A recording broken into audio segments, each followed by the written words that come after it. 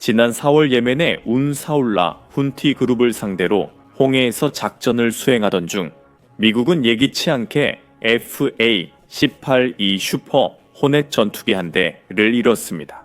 보도에 따르면 이 전투기는 니미츠급 항공모함 해리 S. 트루먼함이 견인 트랙터를 이용해 견인하던 중 거대한 함선이 갑자기 진로를 바꾸면서 견인 트랙터가 통제력을 잃었다고 합니다. 결국 견인 트랙터와 FA-18 전투기가 모두 바다에 빠졌습니다. 6천만 달러짜리 전투기가 바다로 떨어지게 만든 그 급격한 방향 전환과는 후티 미사일이나 드론 공격을 피하기 위한 회피 기동이었다고 전해집니다. 이제 지난 10년 동안 이란의 아낌없는 지원을 받아 대함 능력을 크게 강화했음에도 불구하고 후티 반군이 실제로 미국 항공모함처럼 강력한 함선을 성공적으로 타격하거나 큰 피해를 입히거나 심지어 침몰시킬 수 있는 능력이 있다는 증거는 없습니다. 결국 트루먼 항공모함은 그 공격을 성공적으로 피했지만 재정적으로나 명성면에서나 심각한 대가를 치러야 했습니다. 하지만 이 사건은 미국 군사력의 본질과 관련된 지속적인 의문을 다시 제기했습니다. 드론, 극초음속 미사일, 그리고 어디에나 존재하는 감시의 새로운 시대, 이것은 미국 군사 지배력의 상징 중 하나입니다. 그리고 아마도 미국이 보유한 가장 비싼 장비이자 이제는 구식이 된 장비입니다. 오랫동안 압도적인 힘의 상징이었던 이 거대한 군함들이 이제는 그저 거대한 떠다니는 관에 불과한 걸까요? 미국이 항공모함 함대를 1200억 달러를 들여 업그레이드하는 중인 만큼 이는 매우 중요한 질문입니다. 그 주장들이 과연 타당한지 한번 알아봅시다. 아마 예상치 못한 답이 나올 수도 있습니다. 겉보기엔 항공모함이 너무 오래돼 쓸모없어진 것 같다는 질문이 당연합니다. 해군은 100년 넘게 항공기 탑재 함선을 건조해 왔습니다. 하지만 세계 최초로 항공모함을 목적으로 건조된 552피트 길이 의호쇼는 1922년에 등장했고 일본 제국 해군에 배치되었습니다. 호쇼는 현재 볼 수 있는 항공모함의 고전적 특징을 모두 갖추고 있었습니다. 호쇼에는 비행작전 지휘용 아일랜드, 착륙기 어레스팅 기어, 넓은 항공기 경납고, 경납고 아래서 항공기와 무기를 갑판으로 옮기는 엘리베이터가 있었습니다.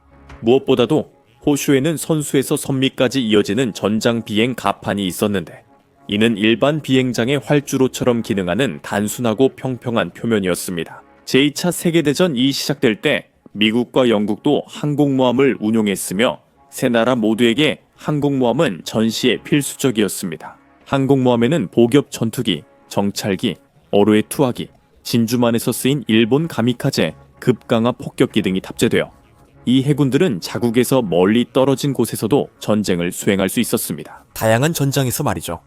항공모함이 등장하기 전에는 전함이 바다를 지배했지만 그 시대는 진주만에서 미국 전함 함대의 상당수가 파괴되면서 사실상 끝났다고 볼 수 있습니다. 항공모함은 수백 마일 밖에서도 작전이 가능해 대함포 사거리보다 훨씬 멀리 작전을 펼칠 수 있었습니다. 이것은 항공모함이 전함보다 훨씬 먼 거리에서 전투할 수 있음을 뜻했습니다. 적의 포 사거리 안에 들어가지 않고도 더 강력한 화력을 적에게 퍼부을 수 있었고 내륙 깊숙한 목표물까지 공격할 수 있었습니다. 1942년 6월에 벌어진 유명한 미드웨이 해전이 거의 전적으로 항공모함에서 이루어졌을 때쯤에는 평가판의 시대가 도래했음이 분명해졌습니다. 하지만 비평가들은 핵무기, 제트 엔진, 유도 미사일 개발로 항공모함의 종말을 곧 예측하기 시작했습니다. 이 발전으로 항공모함이 더 쉽게 표적이 되고 방어가 어려워졌습니다. 항공모함이 결국 데이비 존스의 금고에 들어가는 건 시간 문제였습니다. 수십억 달러와 수천 명의 목숨이 희생됩니다. 적어도 이야기는 그렇게 전개되었습니다. 반세기가 지난 지금 비슷한 이야기가 오늘날에도 들리고 있습니다. 우크라이나는 저비용 공중 해상 드론이 더 큰 해군 전력에 얼마나 효과적인지 보여주었습니다. 2024년 초 우크라이나 마구라 해상 드론 공격으로 러시아 상륙함 세이저 쿠니코프와 순찰함 세르게이 코토프가 침몰했습니다. 2025년 5월 우크라이나는 공중과 해상 드론의 협동 공격으로 흑해 가스 플랫폼에 있던 러시아의 고급 네바 레이더 시스템과 보급 창고를 파괴했다고 발표했습니다. 자팔불이 됐습니다. 이러한 사건들과 다른 여러 사건들로 인해 한때 자랑거리였던 러시아의 흑해 함대는 꼬리를 내리고 비교적 더 안전한 해역으로 도망칠 수밖에 없었습니다. 우크라이나에서 훨씬 더 멀리 떨어진 러시아의 흑해 연안으로 말이죠. 물론 노후된 러시아 순찰정이나 상륙함을 미국의 항공모함과 비교하는 것은 쿼드 바이크를 람보르기니와 비교하는 것과 같습니다. 곧 보시겠지만 미국 항공모함의 흠집을 내려면 수십 대 심각한 피해엔 수천 대의 마구라가 필요할 것입니다. 하지만 우크라이나의 해상 드론 사용은 현대 기술이 항공모함이 맞서야 하는 위협의 양상을 다시 한번 변화시키고 있음을 보여줍니다. 또한 해상 드론보다 훨씬 위험한 신형 무기도 추가되고 있습니다. 러시아, 중국, 그리고 북한은 전략 핵무기뿐만 아니라 전술 핵탄두도 보유하고 있는 것으로 여겨집니다. 전술 핵탄두는 크기와 위력은 더 작지만 항공모함의 중요한 부위를 한 번만 직접 타격해도 무력화시키거나 심지어 침몰시킬 수 있을 정도로 충분히 강력합니다. 게다가 특히 중국은 미국 항공모함을 겨냥한 무기를 특별히 개발해오고 있습니다. 특히 미국 해군 자체에서도 큰 관심을 받고 있는 미사일 중 하나는 중국의 DF-21D 대함미사일입니다. DF-21D는 사거리가 1300마일이 넘는 중거리 미사일로 매우 정밀한 관성 유도 시스템을 갖추고 있습니다. 이 미사일은 길이가 35피트이고 직경이 46피트이며 발사 중량은 32,400파운드, 애탄두 중량은 1,322파운드입니다. 이 핵탄두 미사일 발사대는 로드 모바일 방식으로 발사 후 빠르게 이동할 수 있습니다. 이 미사일은 고체 추진 연료를 사용하며 이는 연료를 주입하는 데 시간이 필요한 액체 연료 미사일보다 더 효율적입니다. 이 무기는 미 해군이 매우 심각하게 받아들이는 종류의 무기입니다. 특히 중국이 최소 2014년부터 가상 표적을 대상으로 이 무기를 시험해왔기 때문입니다. 최근 중국은 고비 사막에서 DF-21D 발사대를 전개하고 군사훈련 중 미사일 2발로 항공모함을 파괴하는 시뮬레이션을 했습니다. 그리고 다른 새로운 대항공모함 무기들도 있습니다. 중국은 10월에 열린 제2차 세계대전 승전 80주년 기념 대규모 군사 퍼레이드에서 잉지, 15잉지, 17잉지, 19잉지, 20으로 불리는 새로운 대함 미사일들을 선보였습니다. YJ는 잉지의 약자로 이글 스트라이크 독수리의 일격을 의미합니다. 다시 말해 이 미사일들은 독수리로 상징되는 미국의 심장과 영혼을 겨냥해 만들어진 것입니다. 이 무기들은 아직 정보가 적지만 전문가들은 램제트나 스크램제트일 가능성이 높다고 봅니다. 비행 중에 기동할 수 있는 극초음속 발사체로 미국의 방공망으로는 이를 격추하지 못할 수도 있습니다. 미국의 항공 및 함정 방어체계 역시 러시아의 최신 대함 미사일인 소위 극초음속 지르콘에 대해 아직 실전에서 시험된 적이 없습니다. 그리고 만약 블라디미르 푸틴 러시아 대통령이 주장하는 것처럼 포세이돈 핵추진, 핵 탑재가 가능한 스텔스 수중 드론 어로의 하이브리드가 실제로 그런 성능을 발휘한다면 어떻게 될까요? 이론적으로는 항공모함의 가장 중요한 구역 아래로 몰래 침투해 전술 핵탄두를 폭발시켜 엄청난 피해를 줄 수 있습니다.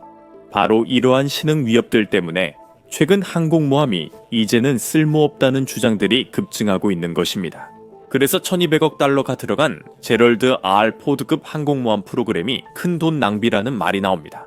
예를 들어 일부 사람들은 각각 13억 달러에 달하는 10척의 포드급 항공모함처럼 대규모 예산의 조선 프로젝트를 우선시하기보다는 미 해군은 해상 드론이나 훨씬 저렴한 신기술들에 더 큰 우선순위를 두어야 한다고 주장해왔습니다. 매년 증가하고 있긴 하지만 이러한 항목들에 대한 예산은 여전히 미미한 수준입니다. 반면 림츠급 항공모함 한 척이 침몰하면 탑재 항공기와 장비까지 포함해 수천억 달러 손실과 최대 6,000명 인명피해가 발생할 수 있습니다. 그렇다면 이런 새로운 위협이 얼마나 위험할까요? 미국의 항공모함들은 침몰하지 않더라도 심각한 손상을 입을 치명적인 위험에 처해 있는 걸까요? 간단히 말하면 아니오입니다. 미 항공모함에서 근무하는 한 기술자의 말에 따르면 여전히 그곳이 가장 안전한 곳이라고 합니다. 집에 있는 것보다도 더 안전하다고 합니다. 그 이유는 여러 가지가 있습니다. 첫 번째는 항공모함의 거대한 크기와 무게 때문입니다. 10만 톤이며 시속 35마일, 30노트 이상의 빠른 속도로 이동할 수 있습니다. 비행 중 유도 조정이 가능해도 미사일이 초음속이나 극초음속 속도로 움직이면 표적 명중이 매우 어렵습니다. 앞서 언급한 후티 반군 사건이 이를 보여줍니다. 미국 항공모함은 거대한 크기에도 불구하고 필요하다면 짧은 시간 안에 다양한 회피 기동을 해낼 수 있습니다. 공격이 극복해야 할 다음 문제는 미국 항공모함이 결코 무방비 상태가 아니라는 점입니다. 미국 항공모함은 지구상 어떤 군사 시스템보다도 가장 포괄적인 방어 체계를 갖추고 있습니다. 미국의 니미츠급 항공모함에는 팔랑스 근접 방어 시스템이 탑재되어 있으며 진화된 시스페로 미사일 Evolved Sea Sparrow 미사일과 롤링 에어프레임 미사일 어레임 시스템으로 업그레이드되었습니다. 첨단 레이더와 전자전 장비도 갖추었습니다. 새로운 포드급 항공모함의 방어 체계는 훨씬 더 발전되고 포괄적입니다. 각각 8발의 Evolved Sea Sparrow 미사일을 탑재한 마크 29 미사일 발사기 2기 롤링 에어프레임 미사일 발사기 2기 그리고 계층화된 근접 방어를 위한 팔랑스 근접 무기 시스템 4기를 포함하고 있습니다. 또한 포드급 항공모함에는 CRAM 미사일 시스템도 탑재되어 있습니다. 그리고 2대 A1B 원자로에서 나오는 600메가와트의 막대한 전력 생산 능력은 자유전자 레이저 시스템과 같은 미래의 지향성 에너지 무기를 통합할 수 있는 역량을 제공합니다. 그래서 미국의 항공모함들은 자신을 향해 오는 대부분의 위협을 탐지하고 표적을 지정하며 격추시킬 수 있는 충분한 능력을 갖추고 있습니다. 그건 만약 접근하는 미사일이 항공모함이 스스로를 방어해야 할 만큼 가까이 접근했을 때 이야기입니다. 항공모함은 단독 이동이 아니라 전단과 함께 움직이기 때문입니다. 전단은 항공모함의 공격력과 방어력을 크게 높여줍니다. 미국의 11척 항공모함 각각에는 항공, 수상, 수중 전투의 핵심 요소와 물류 지원을 포함한 전단이 배속되어 있습니다. 즉, 이 전단은 주둔국이나 활주로에 의존하지 않는다는 뜻입니다. 어디로 가든 지속적인 작전을 위해 필요한 모든 것을 직접 가져갑니다.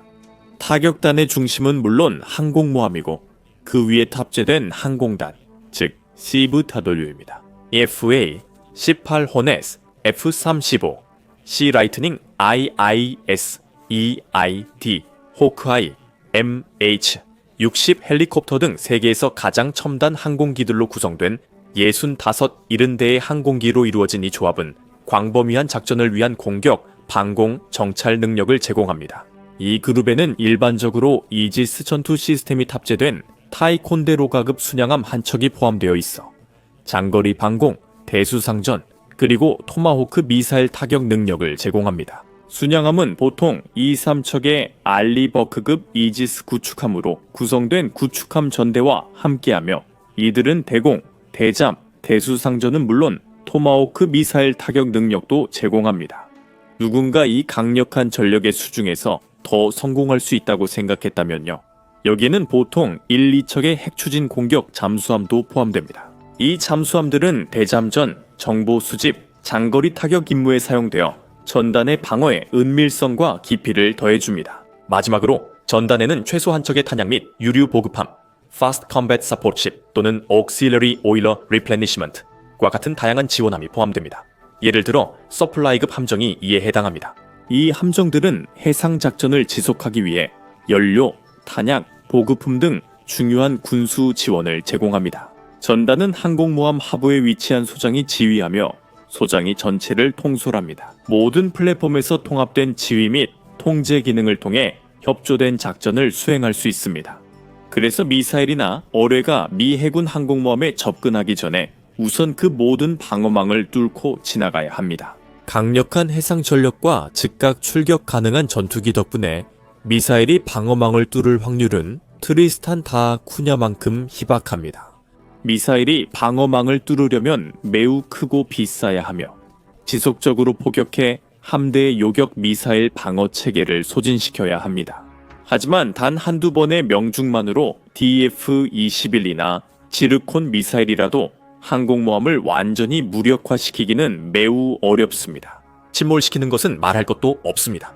2005년에 미군은 퇴역한 유나이티드 스테이츠십 아메리카함을 표적으로 삼아 침몰 실험을 실시했습니다. 이 실험은 미 항공모함의 방어 능력을 테스트하고 향후 슈퍼 캐리어 개발에 참고하기 위한 목적이었습니다. 이 함선은 여러 차례 폭격과 다양한 공격을 받았지만 결국 침몰되기 전까지 4주간의 집중 폭격을 견뎌냈습니다. 그때도 항공모함의 선수는 수면 아래 잠기고 파도가 선체 중간까지 올랐지만 나머지 선체는 거의 손상 없어 보였습니다. 결론입니다. 미국은 항공모함을 전투 중에 심각한 피해를 입어도 침몰하지 않고 계속 떠 있을 수 있도록 튼튼하게 만듭니다. 그리고 정말 잘 만듭니다. 이 내구성에는 4가지 요소가 있습니다. 첫째, 항공모함은 고강도 강철판으로 보호되며 가판도 강철 시트로 만들어집니다. 둘째, 항공모함은 크기가 매우 커서 불력이 뛰어나기 때문에 침몰시키는 것이 거의 불가능합니다. 셋째, 항공모함에는 조종과 같은 모든 핵심 시스템이 이중화되어 있어서 한 번의 공격으로는 무력화시킬 수 없습니다. 그리고 넷째, 가장 치명적인 2차 폭발을 일으킬 수 있는 원자력 발전소와 무기들은 항공모함의 수중 깊은 곳에 위치해 있으며 강력한 장갑으로 보호되고 있습니다. 함선 연료는 선박에 있지 않고 옆에 떠있는 연료 주머니나 탱크에 보관됩니다. 항공모함 갑판 위에는 연료를 실은 폭탄과 비행기 수십 대가 있습니다. 그리고 그것들이 모두 폭발한다면 함선은 분명히 심각한 피해를 입게 될 것입니다. 하지만 항공모함에는 화재 진압을 위한 강력한 갑판 소화 시스템이 있습니다. 이 모든 것이 의미하는 바는 항공모함에 강한 인상을 남기려면 여러 발의 미사일이 직접 명중해야 한다는 것입니다. 러시아 군사 전문가 알렉세이 렌코프에 따르면 지르콘 미사일을 기준으로 했을 때 10발의 미사일로는 항공모함을 침몰시킬 수 없다고 합니다. 피해는 있겠지만 아마도 손상을 입겠지만 미국 항공모함은 충분히 자체적으로 기지로 복귀할 수 있는 능력을 갖추고 있습니다. 중국 미사일이 더 강력할 수는 있지만 항공모함의 동일한 중요한 지점에 여러 번 명중하지 않는 한 믿을 수 없을 만큼 어렵습니다. 공격을 받으면서 회피 기동을 하고 있다면 피해가 치명적일 가능성도 낮습니다. 군사 분석가 불가리아 밀리터리는 간접적인 핵폭발조차 항공모함을 격침시키기에 충분한지 의문을 제기했습니다. 항공모함은 대량살 상무기에 대비해 밀폐되어 있습니다. 강철벽이 감마선을 차단합니다. 화재 진압 시스템이 갑판의 방사능을 제거할 것입니다. 그들은 1km 0.6마일, 거리에서 터지는 300킬로톤 폭약도 이 함선에 심각한 피해를 주지 못할 것이라고 썼습니다. 2023년에 그들과 다른 전문가들은 항공모함을 공격하는 더 효과적인 방법은 미사일이나 드론을 이용해 공중에서 공격하는 것보다 어뢰를 이용해 수중에서 공격하는 것일 수 있다고 제안합니다. 불가리아 밀리터리닷컴에 글을 쓴 군사 분석가 보이코 니콜로프에 따르면 TE-2어로에는 항공모함의 수중 부분만을 타격할 수 있기 때문에 좋은 선택지라고 합니다. 항공모함입니다. 미사일은 적합하지 않습니다. 하지만 실제로 함선 장갑을 뚫으려면 TE-2어로에가 12-18 정도 필요할 것입니다. 사실 니미츠급 항공모함은 6m 196피트에 달하는 어로의 방어 시스템을 갖추고 있습니다. 이것은 폭발을 소멸시키는 3중 격실 시스템이기 때문에 같은 지점을 어뢰로 계속해서 반복적으로 타격해야 합니다. 그건 아마 현실적으로 불가능할 겁니다. 그래도 1940년대 후반 비관론자들이 그 세대의 항공모함이 곧 쓸모 없어질 거라고 예측하던 때와 마찬가지입니다. 미국은 오늘날 일어나고 있는 혁신적인 기술 변화들을 무시하지 않았습니다. 항공모함의 유서 깊은 역사는 이러한 변화들을 인식하고 받아들이며 적응해온 역사였습니다. 핵무기, 제트 엔진, 유도 미사일로 인해 항공모함은 위협받는 존재에서 위협을 가하는 존재로 변했습니다. 그리고 오늘날에도 매우 비슷한 과정이 진행되고 있습니다. 미국의 항공모함은 바로 전 세계 모든 지역에 동시에 힘을 투사할 수 있게 해준 원동력입니다. 이 정도의 힘에 근접하는 무기 체계나 구성은 없습니다. 이것은 미국이 군사적으로뿐만 아니라 외교적 도구로, 심지어 인도주의적 목적으로도 영향력을 행사할 수 있게 해줍니다. 그래서 미국은 이 무기들을 포기하지 않고 새 전쟁 시대에 맞게 적응 업그레이드하고 있습니다. 해군 자체도 인정하듯이 전쟁의 양상이 변화함에 따라 분쟁 해역에서 대형 항공모함을 보호하려면 이제 첨단 방어 체계와 완전히 새로운 교리가 필요합니다. 특히 현재 미국의 노후된 니미츠급 항공모함을 대체하기 위해 조립 중인 130억 달러짜리 포드급 항공모함이 그렇습니다. AI 무인 시스템과 통합된 플랫폼 간 영역 간 협력이 전쟁의 양상을 변화시키고 있습니다. 포드급 항공모함은 전 세계 어디서도 따라올 수 없는 범위에 드론 및 유인 무인 작전의 허브로 재탄생하고 있습니다. 함정과 그 지원 인프라 모두가 분명히 드론 시대에 맞게 업그레이드되고 있습니다. 해군은 MQ-25 스팅레이 항모 기반 급유 드론을 배치하고 있으며 무인 전투 항공기를 항모 항공단에 통합하기 위해 노력하고 있습니다. 항공모함의 전자기식 항공기 이륙 시스템과 첨단 착륙 장비는 무인 항공기와 유인 전투기를 모두 수용하기 위해 선택된 부분도 있습니다. 이 프로젝트는 도달 범위와 유연성을 고려해 설계됐으며 어떤 플랫폼도 이에 미치지 못합니다. 무인 시스템은 공중, 수상, 수중에서 군대 작전 범위를 이전보다 넓혀줍니다. 하지만 드론만으로는 국제 해역에 전진 배치된 10만 통의 부유, 요새가 가진 힘의 투사 능력을 대체할 수 없습니다. 보드급 항공모함으로 해군은 두 가지 이점을 모두 얻으려 합니다. 그리고 이것은 항공모함이 앞으로 수십 년 동안 힘의 투사의 왕으로 남을 가능성이 높다는 것을 의미합니다. 기술이 계속 발전하면서 무기 체계가 알아볼 수 없을 정도로 변하더라도 말이죠.